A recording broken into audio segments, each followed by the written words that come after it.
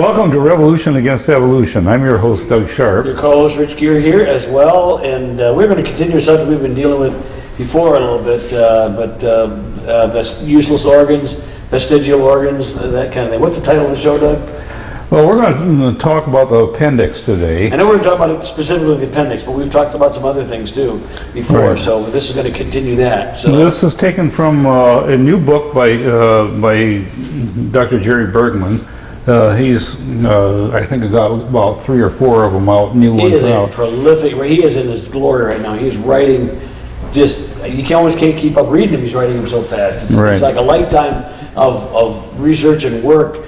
It's culminating in a lot of written material right now, and good stuff for creationists. Yeah, he has another one called Poor Design, which we reviewed before. This is a new review for us. We're going to maybe take some chapters out of this. He has one chapter on the appendix, which for many years was considered to be a vestigial organ, and that's what this is all about. For those who may not know, what do you mean when you say vestigial organ?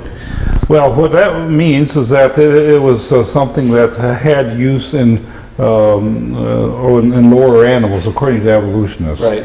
But they really haven't figured out how it's used, what the function of it is in our human body, and so they claim that it's vestigial, part of the leftover from the evolutionary process. Right. That's the thing about it. It's a leftover. It's leftover. It's a vestige, an organ. It's a vestige of our evolutionary past. And interestingly, Doug, I thought about the saying that Dr. Von Fans used to tell us, that your prejudice allows you what you can see. That's right. Yeah. And we're going to get into that a little bit, but it's the idea that many people never even they took the appendix out without really, even if it was healthy. They for years never thought it had any value, right? Because they couldn't find any function for it. There were over 180 different organs that were considered vestigial, basically because there were backup mechanisms that were found in other organs. There's a lot of redundancy in the body, and that's built in by design. Yeah, I'd say if anything, Doug, it's like over-designed. God has over-designed it so that we have backup systems. When something goes wrong, something else can kick in and do that. That works in so many levels. The DNA comes to mind as well. But so anyway, Doug, so the appendix. Where do you want to start with this? Well, let's describe first what the appendix is and where it is in your body. It's the lower right end of the intestine, which terminates in the cecum, and that's where the vermiform appendix sort of dangles down from it. The small intestine, which is all this whiny gut stuff, it attaches down at the cecum area, and then that's where the crap accumulates. You know what I mean? we see some issues here. Yeah. And it goes up around and then down to the rectum, where it's flushed out after the digestion takes place. But there was a time where certain doctors would, if they're going in for abdominal surgery, would routinely take the appendix out because it was, according to them, was left over from the evolutionary past. You didn't really need it because, and it's a cause of problems. He had appendicitis, which would mean that you either have an infection or a ruptured appendix with a you can go septic, or you can go tight. Your body can go septic, and that happens with many organs in the body. That can happen, but the appendix it has been taken out. I saw it read in your notes here, Doug. As early as 1735 was like the earliest appendectomy. The earliest time of an appendix being removed. I did not know it was that early, but we've known for years you could take certain organs out and not suffer. I mean, look, you can take one kidney out and still live a long life. You can cut chunks of your liver out, or they can regenerate. There are things that you can do because there are backup systems. We have two lungs, for instance. Right. So why? I guess because evolution was so indoctrinated or so inculcated into the scientific community and even in the medical community that this is where these kinds of things began to happen. I remember, well, it's the same thing I felt with the tonsils, Doug. And I grew up, you probably the same thing. You had a sore throat, man, you went in there, you got your tonsils yanked. Right, yeah. You know, and you look forward in a way you knew it was going to hurt, but you knew you were going to eat ice cream and sweet stuff. Yeah, I remember Bill Cosby's routine about that. Yeah. Can I get ice cream. You want ice cream? Yeah, I know, that's right. Yeah, one of his famous routines, but that's exactly right. So the appendix, Doug, actually, though SIRS, they've been finding in recent years, very much of has a lot of functions that it actually does. It's not some leftover organ, but it actually has function in your body, and you're better off with an appendix than without it, for various reasons. There are actually some diseases that are associated with removing the appendix. Yeah, I read what's Crohn's disease. Crohn's is one of them, yeah. And what is going on is that whenever you have diarrhea, your body is actually flushing out all the bacteria out of your body, because there's some bad bacteria that's got in there along with the good bacteria. It flushes everything out, good and bad, right? Yeah, and so what the appendix is sort of like a safe haven for the good bacteria. So it does not get flushed out? It doesn't get flushed out because this little pouch that dangles down is called the vermiform appendix because it looks like a worm. A little dingly worm. And so it's, it has this function, and it's part of your immune system, a part of your lymph system, and it actually performs a lot of different functions of that sort of thing. And so because when and antibiotics will do this as well, it'll kill off all the bacteria within your gut. And so if you don't have your appendix, well, then it takes longer for the good bacteria to repopulate. That's why a lot of times they'll say take acidophilus or over even cultures to generate good bacteria back in your gut again. Pretty much everyone knows. I mean, when you're growing up, you're thinking, oh, bacteria is bad. No, there's good bacteria and there's bad bacteria, and the good stuff you need it to function properly. And the appendix actually is kind of a reserve area. So if something gets, like I say, you get sick, and your body's flushing out literally the good and the bacteria, just getting rid of everything. The appendix is actually a reserve thing that helps you build it up faster, what you're saying. Right. Okay, anything else that it does, Doug? It serves a very important role in the fetal development. Oh, yeah? It produces biogenic amines and peptide hormones. And so it also produces antibodies. And the lymphoid tissue accumulates after birth and reaches a peak in the 30s. Then as a person gets older, it sort of starts to disappear.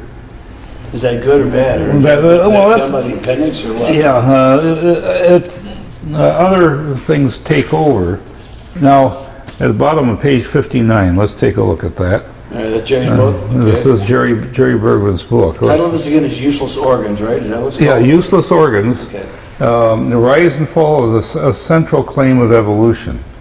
The appendix functions to expose white blood cells to the wide variety of antigens normally present in the gastrointestinal tract. Thus, like the thymus, the appendix helps to suppress potentially destructive humoral, blood and lymph-borne antibody responses, while concurrently promoting local immunity. So that's a mouthful. So Doug, can you distill that down? What is that really telling us? Well, it helps your immune system. Your immune system, okay. So you're saying that some of the autoimmune problems we might have was because of people with lack of appendixes? Or I think so, yeah. That's okay. That would be interesting to keep finding new things out, Doug. So I'm just, because I was raised, you and I were raised with the appendix was basically a useless organ, a leftover organ. All the medical things I went to, that was what it was said. That's what I remember hearing that when I was a kid. I said, but I didn't want to have some cut open my stomach and take an organ out of me if they didn't have to. Right. And God be praised, I didn't have to do it. Never had to lose an appendix. And it's like because it is a backup system, Doug, it's not like you can't do without an appendix. Right. You can function without an appendix, but that is a far cry from meaning that it's vestigial or leftover or... Yeah, there's relevant parts to of the the- cecum, Yeah. which is the lower end of the intestine, in the large intestine. Right. And that also performs some of the same functions as the appendix. They sort of complement each other. If one is a disease, the other one backs it up. Okay. And so there is this secondary and third and fourth backup systems in the body that if you have one that doesn't work, the next one will take over. What does it say? You know, we in the psalmist says, you know, we are fearfully and wonderfully made. And you think about that. Well, think about just stuff. Doug, you as a computer guy, you know, or a former computer guy, you know, whatever.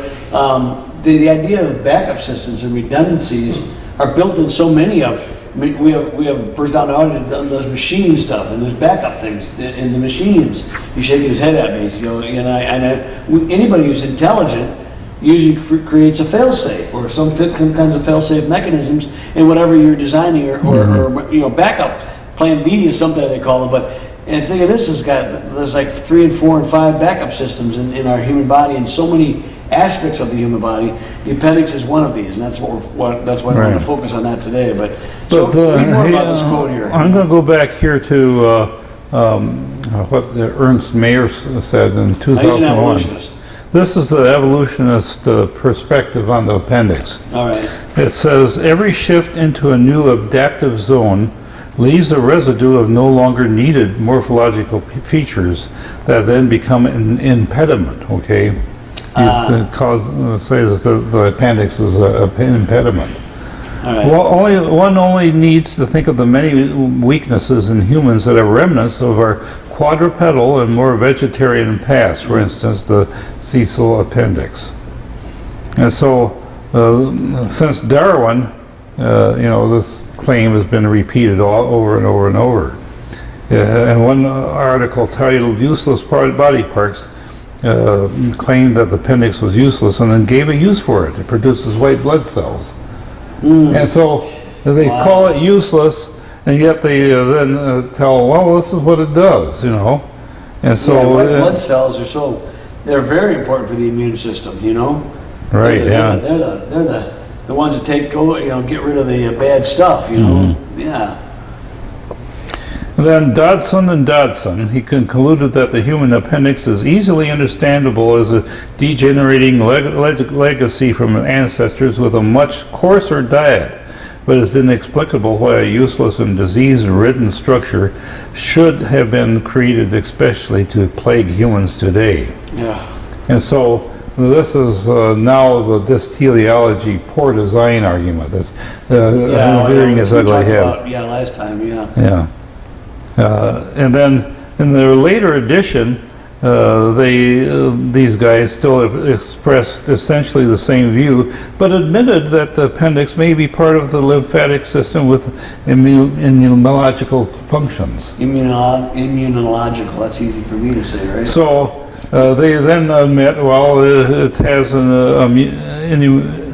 immune system, that's what it's for.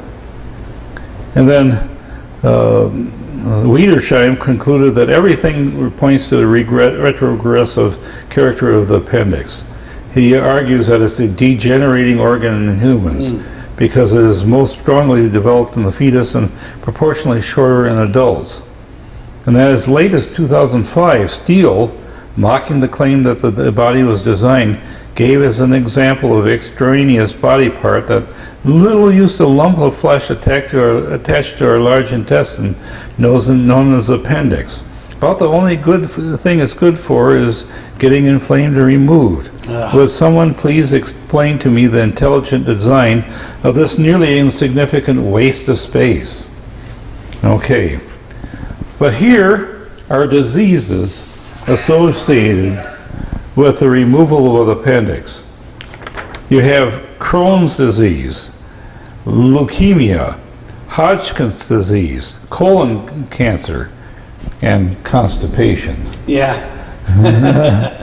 those are symptoms of like a damaged appendix or having, Right, or if you have the appendix removed, Yeah, this is what those- you can probably expect to suffer from one of these little. Crohn's disease, I knew, well, you did too. We knew a person who actually had that disease and really was very seriously Right, ill right. because of it, Now, one of the things, the reasons why what has happened is that because the evolutionists have presumed that the appendix was useless, it has held up the research on its use.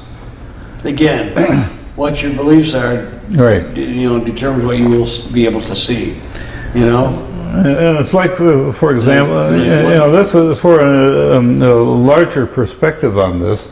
The same thing is that could be held true for our perspective on whether or not we can see God. The arguments are of the atheists. You can't see God, and He doesn't show up for me. Well, I don't think He exists. Well, I think the problem in that case is that this person doesn't want to see God. He wouldn't know what to do if God showed up. Yeah. And God did show up in the form of Jesus Christ, and the people at that time missed the opportunity to know Him as God because they rejected Him as God.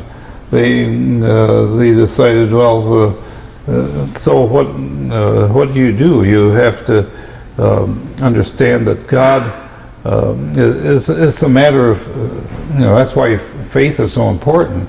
Is to be able to search out what is right and what is a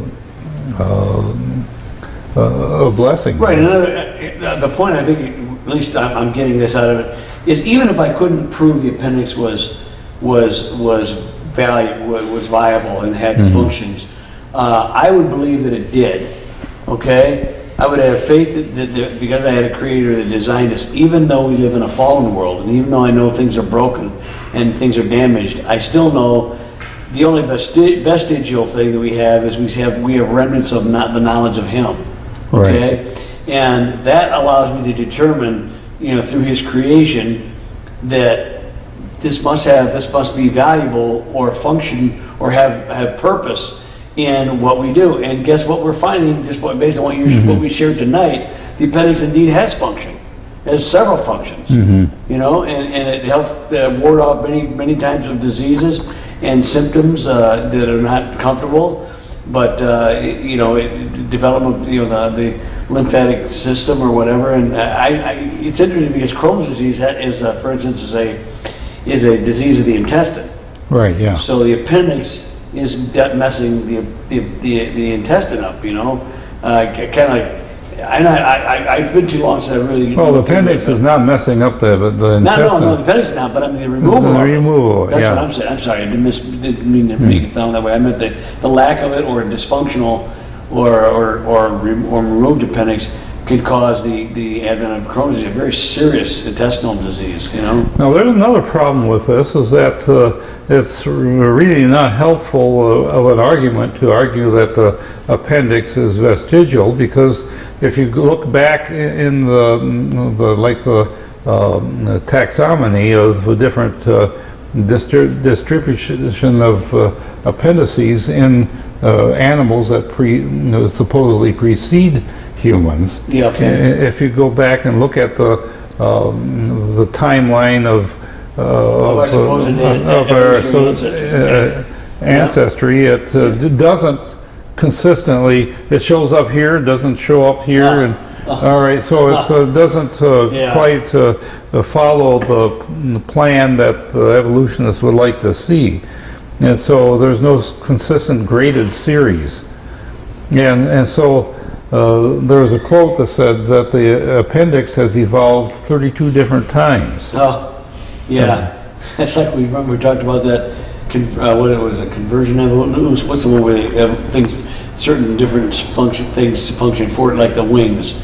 The wings we talked about. Right. That's a different thing. It's the same. They're wings, but they evolved 4 different or 5 different ways.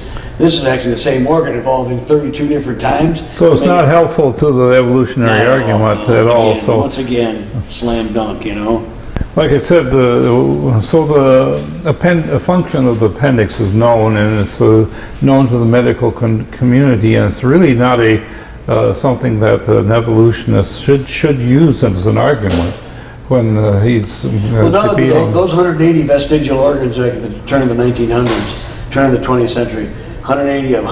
How many are considered vestigial today? Well, like for example, here in this title of the book, "The Rise and Fall of the Central Claim of Evolution." All of them, the functions are understood now. Yeah, pretty much every one of them has a function. It's nice to be a believer today and a creationist today because we do have empirical evidence, but it's like I submit you need to exercise faith despite the fact sometimes you can't always.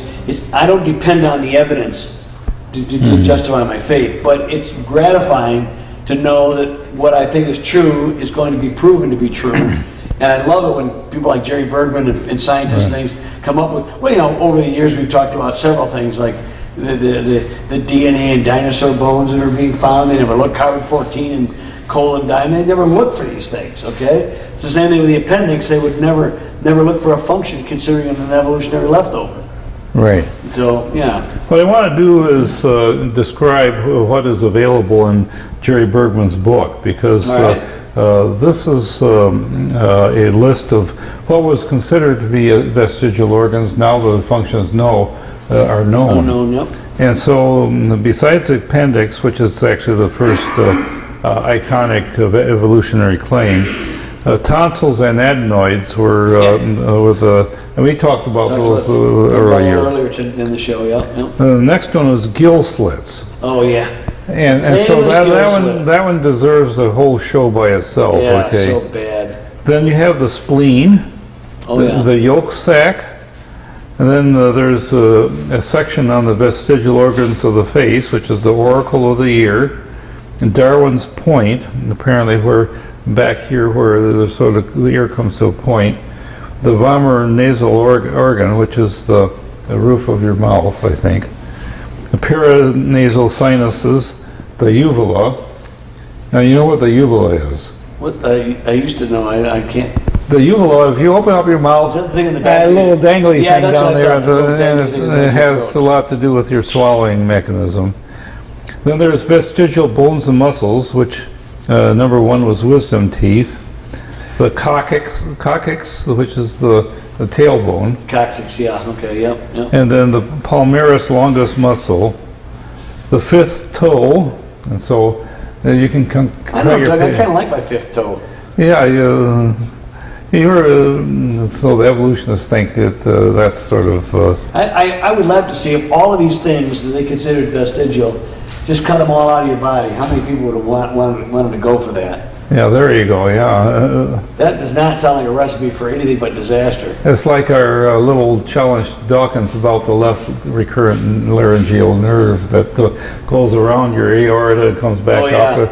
And in the giraffe, it's like 15 feet too long, according to the evolutionists. Well, it isn't. No.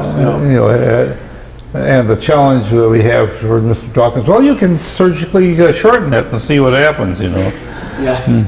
So the endocrine system, you have the thymus gland, the pineal gland. They were all considered vestigial. These are all considered the thyroid. And the vestigial organs and integumentary system. What is it?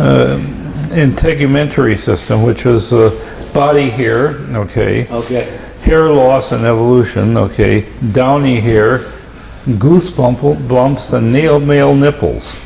Okay. And so Jerry goes into all these different things that have traditionally been argued as something that is useless and describes what. So this is only a portion of the actual all of the ones that were enlisted, or all the ones that considered. You know, I find it ironic, Doug. This is years ago. I read like Darwin used to consider women less evolved because their features weren't evolved. I says, it seems to me the women could have turned that around and said men are less evolved because they're hairier like the ape. You know, and I never understood how Darwin got away with that back in the 1800s, but he did. And so there's so many things so many conclusions that they jump to justify their own prejudices and their own biases. Obviously, Darwin had a bias. He was trying to just get rid of God because of the death of his daughter was That's right. Darwin's face is Neanderthal-like in many you ways. think about it, I know you got all the hairy. I mean, it's more. And he's got a little brow ridge. Yeah. I know that. But I'm saying that these kinds of things are used, and whenever you use gross morphological arguments, you'd usually fall down. Like I say, the appendix or the spleen or the tonsils or whatever, to try to prove evolution. And then when you disprove all of that, Doug, what they've gone in recent years, they go down into the genomic level to try. Well, let's go down smaller. And then that's where the junk DNA came. And we've done shows on that in the past too. But it's the same kind of thing, Doug. They keep finding functions for these things that supposedly had no function. They were leftover evolutionary remnants. And every time they say that, they get nailed when if the evidence comes out. Because you do have honest scientists, even if they're some of them are evolutionary, but they're honest, and they'll tell you this has a function now. And so you're looking at this and say, when are they going to ever give it up? What's the answer to that? When are they ever going to give it up? That's probably never going to give it up. Never going to give it up. Why? Because it's the only faith they have that can justify their atheism. It's the only thing they have. This is why it's doubly disconcerting when you see evolutionary shills who are part of the church. Because they're the biggest traitors as far as I'm concerned, okay? Now, we've had one of our group affected by this appendix thing because Dan Jansen, he had abdominal surgery, and while he was getting that taken care of, they said, oh, while we're in here, let's take out the appendix as well. And and so that happened to him. Oh, he didn't have any say in it? He didn't have any say in it. Oh, and that's so wrong. And then I remember just about 3 or 4 years ago, I was into the endodontist, the guy who does the periodontal stuff. Yeah. And he said, well, guess what? Your wisdom teeth need to come out. I said, well, I've had these guys for a long time. These wise guys, they've not given me any trouble. But they said, well, they've got all this little